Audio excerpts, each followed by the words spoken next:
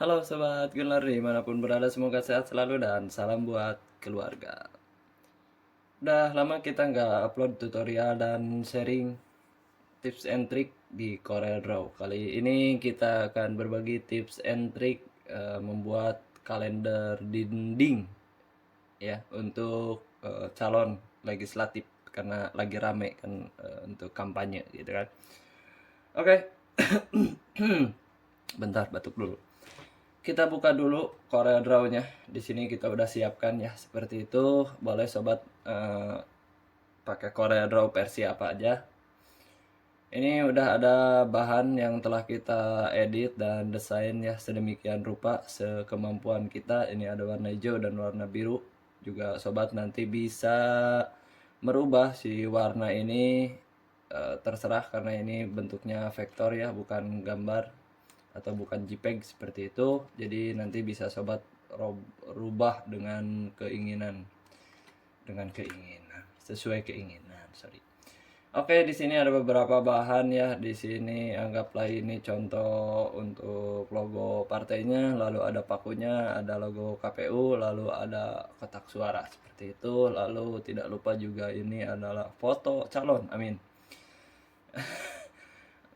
Oke, di sini kita akan desain dulu. Ukuran normalnya adalah ukuran A3 plus atau 32 kali 48 mili ya. 32 320 kalau mm berarti 480. Ini ukuran A3 plus seperti itu. Tapi ada yang lebih gede. Oke, langkah yang pertama ini tanggalannya. Kita kirim dulu dia ke tengah dengan cara tekan atau klik P di keyboard, maka secara otomatis objek yang tadi kita blok akan pindah ke area tengah kerja seperti ini. Oke, pasti udah paham ya. Selanjutnya adalah kita akan membubuhi ornamen ya. Ini ada ornamen-ornamen seperti ini yang telah kita buat. Mungkin di sini juga cocok ya. Seperti itu kurang lebih. Oke. Selanjutnya adalah kita akan memasukkan subjek fotonya. Bentar, nanti ini kita geserin dulu. Oke. Ini subjek fotonya kita taruh di sebelah kanan. Seperti ini. Oke. Ini sudah ada ya. Lalu biasanya di sini ini logo partai dan nomor partai. Logo partai dan nomor partai. Jadi nanti sobat silahkan diedit. Selanjutnya kita buat biasanya seperti biasa dan sudah biasa. Seperti itu. Kita akan membuat kolom surat suara atau kotak surat suara seperti ini. Kita memakai rectangle tool ya, di sini posisinya atau F6 di keyboard. Kita akan taruh di sebelah sini. Jadi untuk meyakinkan pemilih ya bahwa kita berada di nomor berapa, biasanya kan seperti itu. Oke. Selanjutnya kita masuk menu contour. Seperti itu, kita seret dia ke tengah. Biar ada jarak seperti ini kurang lebih. Oke, seperti itu. Lalu klik yang bagian tengah break apart supaya dia terpisah dengan objek yang pertama. Selanjutnya kita akan seret dia ke bawah menjadi kotak-kotak kecil ya. Ini mungkin bukan kolom ya, tapi row kalau di Excel. Seperti ini, biasanya ini untuk nama. Lalu kita akan sedikit modif ininya supaya tidak terlalu runcing ya, seperti itu. Oke. Yang ini juga sama, kita akan sedikit modif seperti ini biar dia nggak terlalu runcing. Oke. Setelah itu kita kasih nomor. Di sini bisa sobat kasih bulatan seperti ini dengan menggunakan ellipse tool. Nah, seperti ini dia untuk nomor ya. Oke, seperti itu. Lalu blok. Setelah itu kita geser ke bawah. Kira-kira saja. Ini cara yang pertama ya. Ini cara yang pertama, menduplikat objek. Oke. Kita ulang. Klik kanan, klik kiri plus klik kanan di keyboard. Oke, kita blok dulu. Klik kiri, tekan shift supaya di keyboard, tekan shift supaya dia tetap rata posisinya. Lalu kemudian lepaskan dengan cara mengklik kanan. Maka dia otomatis copy paste object. Seperti itu. Lalu kita duplikat dengan cara Ctrl R di keyboard. Nah, dia otomatis jaraknya akan sama dengan copy paste atau duplicate tadi yang pertama kita mulai. Ctrl R sebanyak yang sobat inginkan. Itu shortcut di keyboard seperti itu. Jadi itu ya langkah yang pertama. Langkah yang kedua untuk menduplikat objek. Ini kita copy paste aja ke sini. Yaitu masuk ke menu transformation. Di sini posisinya. Kalau misalkan sobat tidak muncul menu transformation di bagian kanan, sobat bisa klik Alt F7 di keyboard. Lalu centang di bagian bawahnya seperti ini. Lalu masukkan nomor sesuai yang sobat inginkan. Misalkan di sini 15353, sobat tinggal masukkan 16 misalkan. Nah seperti ini. Kalau misalkan agak lebar nanti dikurangin dari angka 16. Ini hampir sama ya. Cuman cepetnya tadi pakai shortcut yang Ctrl R tadi. Oke. Paham ya? Kok jadi ngaguruan? Maaf, sorry. Bukan ngaguruan. Ini yang selanjutnya adalah kita kasih nomor. Ya, maaf tadi lupa ya. Di sini kita masukin nomor. Oke, ini shortcut yang kedua. Atau dasar-dasar yang emang biasanya dipakai di percetakan ya. Maaf, kita bagi aja tips and triknya seperti ini. Misalkan ini angka nomor 1 ini kita akan masuk di bulatan ini supaya dia posisinya center. Seperti itu.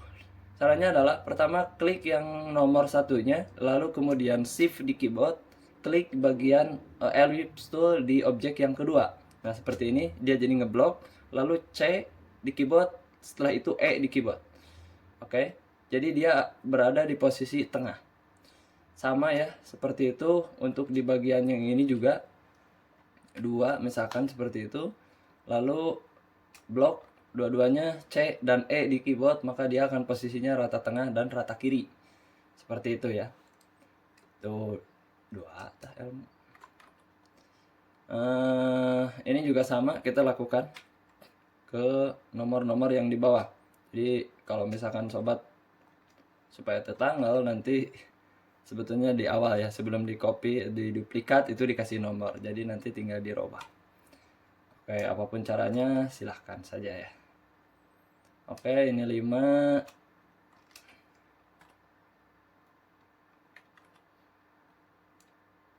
Ini 6.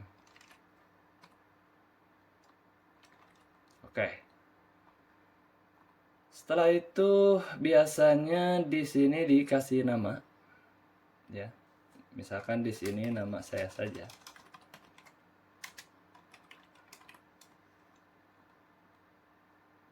Lalu pilih fontnya, nanti terserah sobat mau pakai font apa, tapi font apa lagi. Di sini kita pakai yang Arial saja. Oke. Beres. Lalu kemudian kita bubuhi simbol atau logo lagi. Ini vektor ya, vektor paku. Tanda pencoblosan seperti itu. Oke. Selanjutnya kita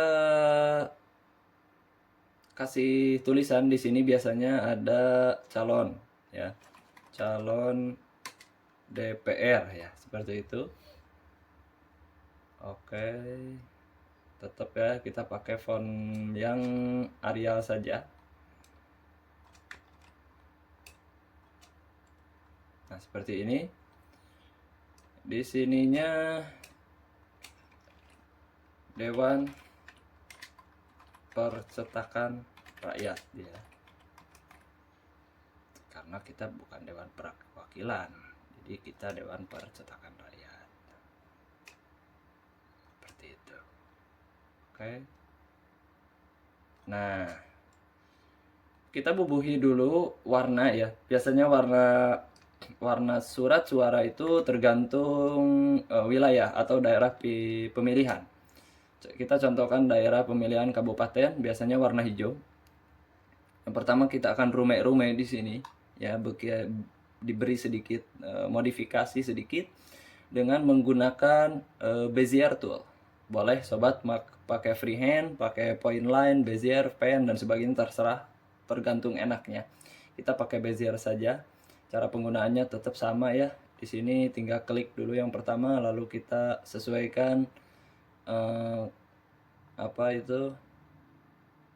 gaya line artnya tergantung keinginan sobat. Nah, misalkan seperti ini. Oke, itu yang pertama. Lalu selanjutnya akan kita potong. Ini karena ini lebih. Caranya adalah klik yang bagian tadi kita bikin line art menggunakan Bezier tool. Lalu selanjutnya klik dengan pertama tekan shift di keyboard. Selanjutnya klik di bagian kotak yang paling luar. Setelah itu kita pilih yang intersect. Nah, seperti itu. Ya. Kegunaan dari intersect itu adalah memotong area objek di dalam. Ya, potong. Nanti kita akan contohkan. Oke, di sini warna biru. Kita kasih warna putih atau warna hitam, terserah. Kalau misalkan ini kurang lebar, nanti kita seret saja. Oke, seperti itu ya. Kita hilangkan line artnya. Nah, ini agak sedikit keren ya terlihat. Kalau misalkan ingin memodif sedikit, boleh sobat pakai shadow ya, drop shadow. Lalu misalkan sobat geser dia supaya agak ada shadow sedikit di bawahnya. Rubah ke angka 10 supaya dia agak terlihat jelas. Lalu angka transparansinya dia opacity dari drop shadow-nya kita rubah menjadi 60 atau sampai 70 tergantung sobat. Ya. Nah, jadinya seperti itu. Nah, oke. Nah, di mana ya calon nih. KPU ya. Biasanya di sini ada. Ini logo KPU, Control Home, sorry. Ini logo yang sebelah sini. Oh iya, sorry. Oke.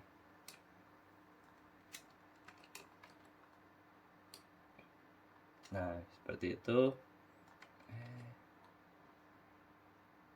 Oke. Seperti itu ya.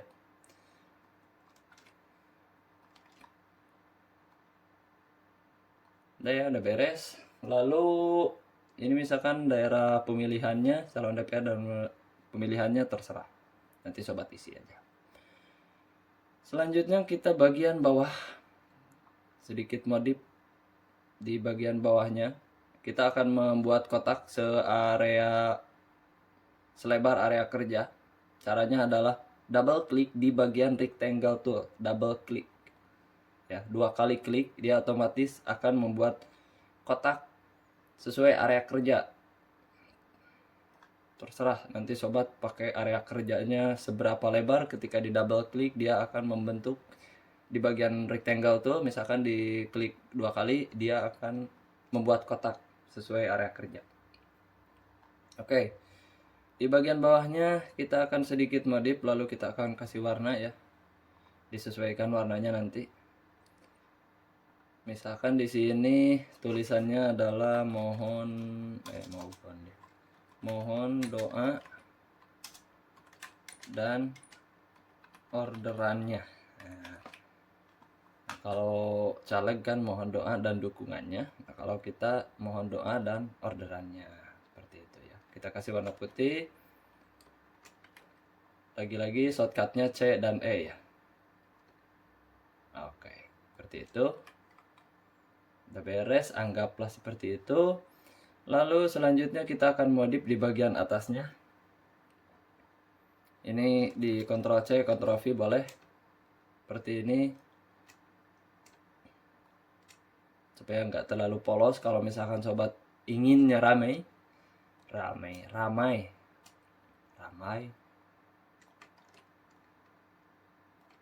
Sorry.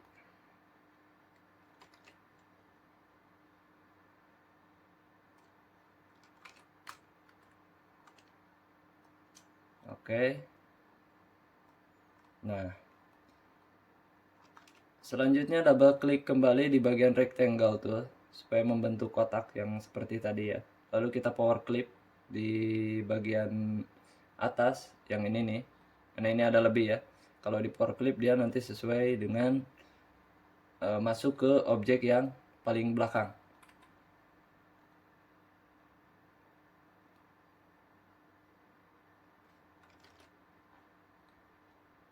Power clip.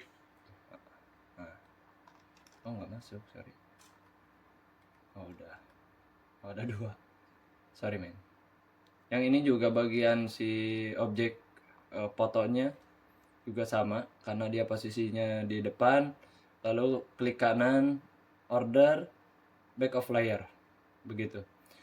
Tapi kalau misalkan pakai 2020 ya, Korea 2020 bisa pakai shortcut di keyboard. Oke, yang ini kita hilangkan dulu garisnya. Sorry men. Oh, enggak juga. Oke.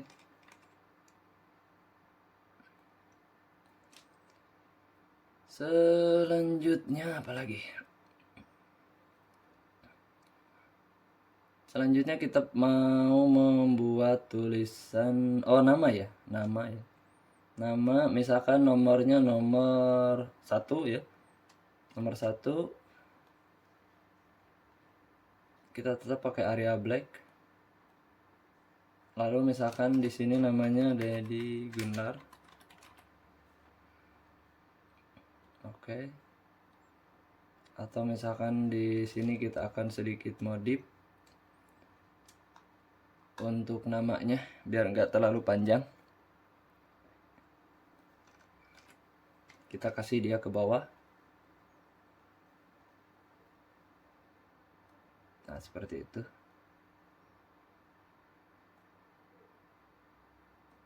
Oke.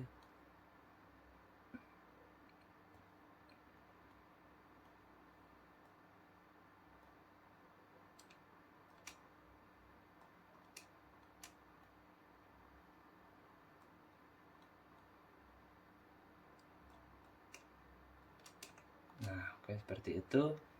Di sini untuk namanya bisa sobat pakai buletan ya, terserah. Oke, ini untuk nomor. Lalu misalkan di sininya kita pakai kotak ya, atau nanti nggak pakai kotak. Itu pantasnya pakai kotak. Kita akan pakai kontur, masuk kontur ya, seperti ini. Oke, dia kerennya. Di sini beri kepat. Kita kasih warna putih. Kita kontur lagi. Boleh. Kita kasih warna kuning.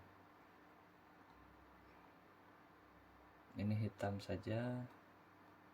Lalu ini misalnya warna coklat. Oke.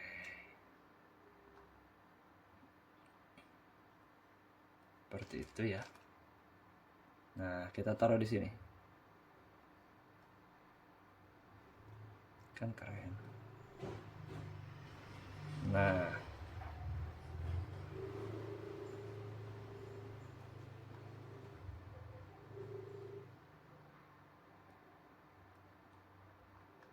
lalu kita masukin simbol paku. Simbol. Nah, seperti itu. Yang ini juga misalkan si tulisannya biar ini sesuai, kita kasih warna yang ini. Nah, oke.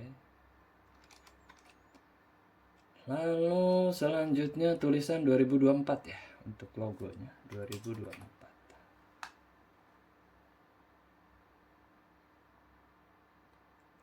Area saja. Kita kasih warna hitam. Boleh. Warna putih boleh. Lalu kita pakai shadow saja. Nah, seperti itu.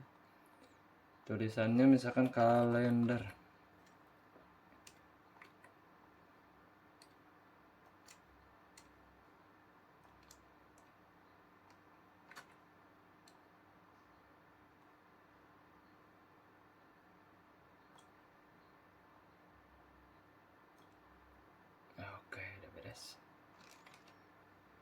Nah, seperti itu. Selanjutnya visi misi biasanya ya. Di sini kita akan membuat tulisan hug ya, sesuai visi misi daripada DigiArt ya. Visi misi DigiArt itu adalah hug. Oh, nama. Ya, gitulah. Oke, kita akan sedikit miringkan dia posisinya. Nah, lalu kita akan membuat tulisan for everything. Everything. Sedikit bergaya dengan bahasa Inggris ya, walaupun tengah arti. Oke, di sini kita kasih warna biru dongker. Nah,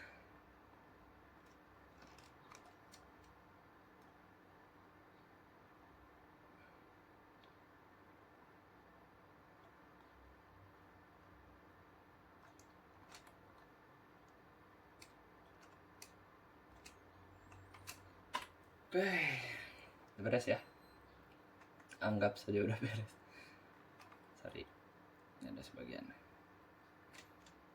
Mohon doa, lalu apa lagi yang biasanya tertulis ya? Ini tidak ada lagi ya.